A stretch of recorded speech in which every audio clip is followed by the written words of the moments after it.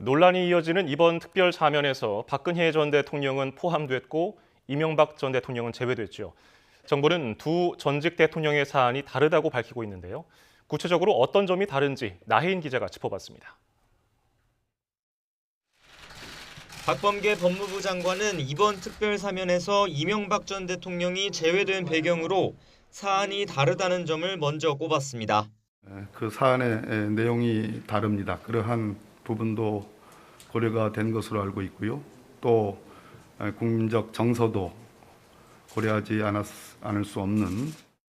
사면 발표 직후 과천 법무부 청사에서 만난 기자들에게도 거듭 두 전직 대통령의 사안이 다르다고 강조했는데 구체적으로 뭐가 다르냐고 묻는 말엔 범죄의 양태라고 답했습니다.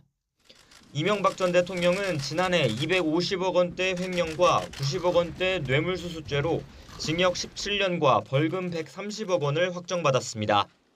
정치권에 입문한 뒤 오랜 기간 자동차 부품업체 다스를 실소유하며 비자금을 조성했고 대통령이 된 뒤에도 삼성에서 수십억 원대 소송비를 대납받았습니다. 권력을 이용해 자신의 이익을 착복한 개인 비리 성격이 강합니다. 물론 사상 초유의 대통령 파면으로 이어진 국정농단 사건도 중대한 범죄는 맞습니다. 이런 이유로 박근혜 전 대통령 사면을 비판하는 목소리가 잇따르고 있습니다. 다만 박 전 대통령은 비선 실세 최서원 씨의 사익을 위해 움직였고 직접 취득한 이익은 확인되지 않았다는 점에서 범죄의 양상이 다소 다르다는 의견도 있습니다. 이 전 대통령이 이번 사면 심사에서 거론조차 되지 않은 건 수감 기간의 영향도 있습니다. 2018년 3월 처음 구속된 이 전 대통령은 재판 과정에서 보석과 구속 집행 정지로 두 차례 풀려나 이제 복역한 지 2년이 조금 넘었습니다. 오는 31일 석방을 앞둔 박 전 대통령은 4년 9개월째 복역 중입니다.